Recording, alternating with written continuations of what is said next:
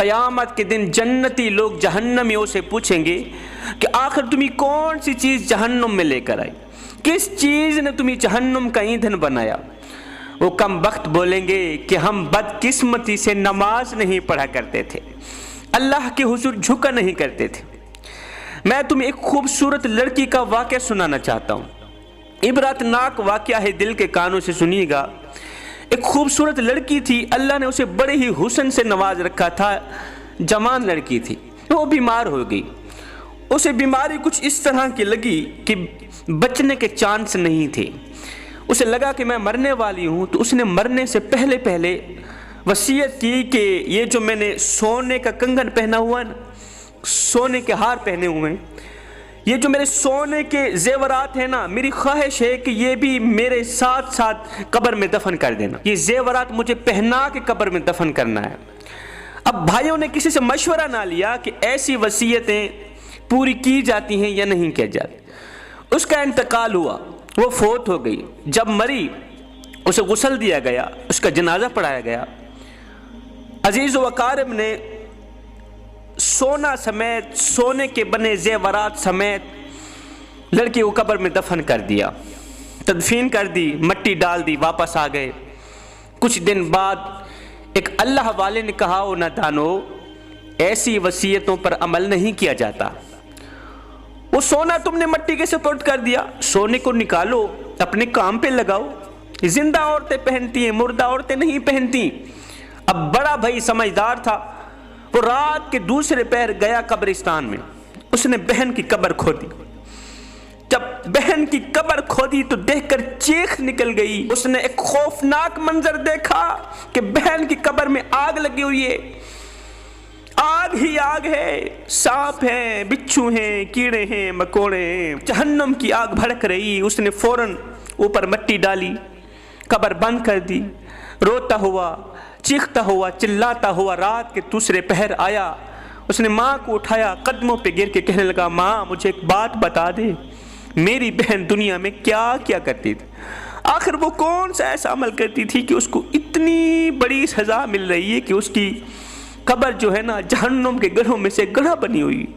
میں نے اس کی قبر کھودی سونا نکالنے کے لیے، سونے کا نام و نشان نہیں تھا، قبر کو آگ لگی ہوئی تھی، میں نے فوراً مٹی ڈالی۔ مجھے اتنا بتا دے، تجھے تو پتا ہوگا، تو ماں ہے، کہ میری بہن تیری بیٹی کون سا ایسا برا عمل کیا کرتی تھی جس کی بدولت اسے اتنی بڑی سزا مل رہی ہے قبر میں۔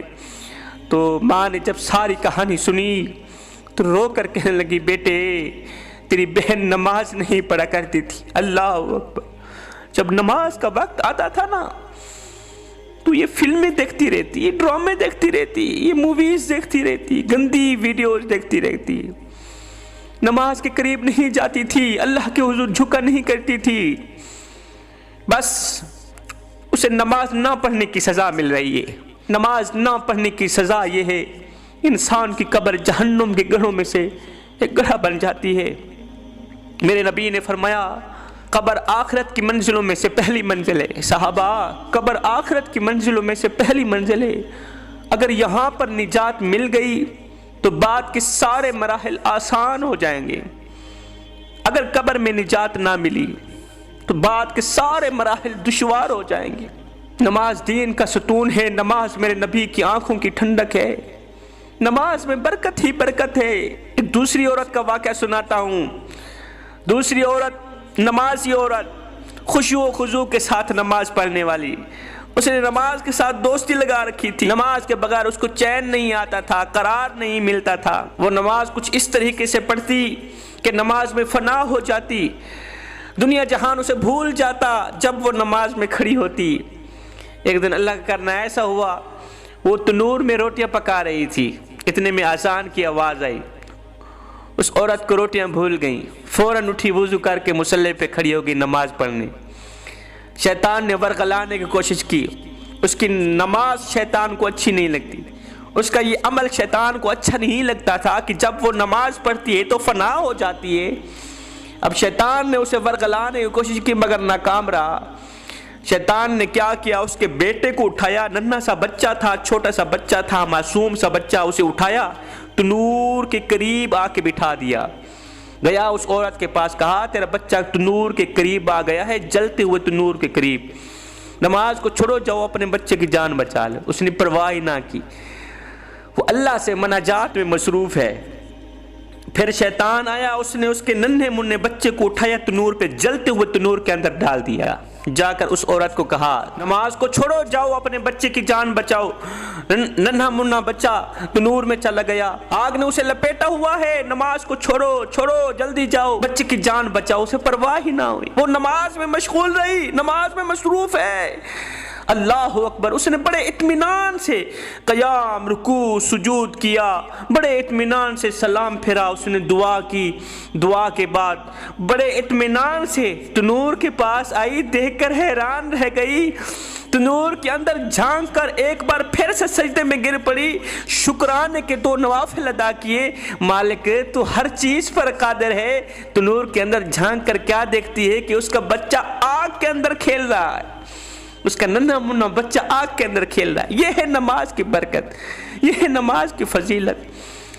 نماز میرے نبی کی آنکھوں کی ٹھنڈک ہے جوانوں، نماز دین کا ستون ہے، نماز ہے تو سب کچھ ہے، نماز نہیں ہے تو کچھ بھی نہیں ہے۔ حضرت انس رضی اللہ تعالی عنہ فرماتے ہیں ایک نمازی شخص تھا، اس نے نماز کے ساتھ عشق کر رکھا تھا، اسے نماز کے ساتھ بڑی محبت تھی۔ وہ شام سے مدینہ کی طرف تجارت کرتا تھا، شام سے مدینہ کی طرف تجارت کرتا۔ کمال کی بات یہ تھی، اللہ پر اتنا پختہ یقین تھا، کامل یقین تھا کہ وہ اکیلا تجارت کرتا تھا، اسے ڈر نہیں تھا کسی چیز کا۔ کہتا تھا میرا حامی و ناصر صرف اللہ ہے، اللہ مجھے دیکھ رہا ہے نا، وہ فرشتے بھیج کے میری حفاظت کرتا ہے، تو قافلے کے ساتھ جانے کی کیا ضرورت ہے۔ وہ اکیلا تنہا سفر کرتا، تجارت کرتا شام سے مدینے کی طرف۔ راستے میں جب نماز کا وقت آتا تو اللہ کے حضور جھک جاتا، نماز میں اس طرح فنا ہوتا، لذت حاصل کرتا، سکون حاصل کرتا۔ ایک دن وہ معمول کے مطابق شام سے مدینہ کی طرف جا ہی رہا تھا، راستے میں اسے کسی چور نے گھیر لی۔ چور گھوڑے کے اوپر سوار تھا، چور نے کہا تیرے پاس جو کچھ بھی ہے میرے حوالے کر دے۔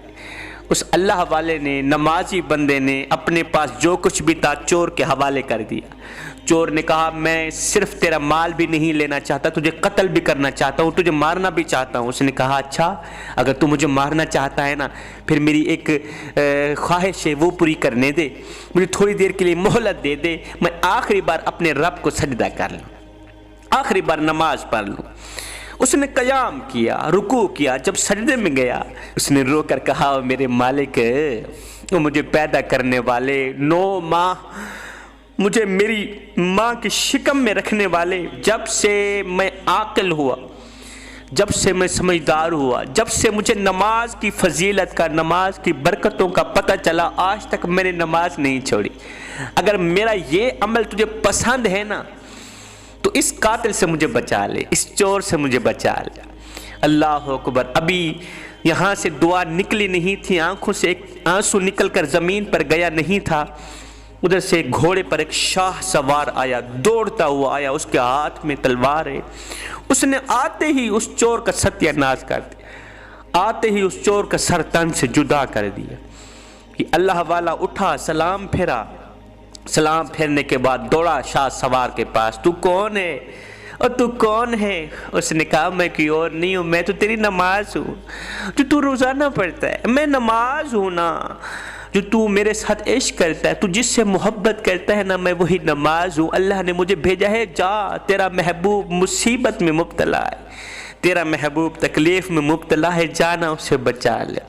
نماز بیماریوں سے بچاتی ہے، نماز مصیبتوں سے بچاتی ہے، نماز آفات و بلیات سے بچاتی ہے، لہٰذا نماز کا دامن کبھی بھی نہ چھوڑنا۔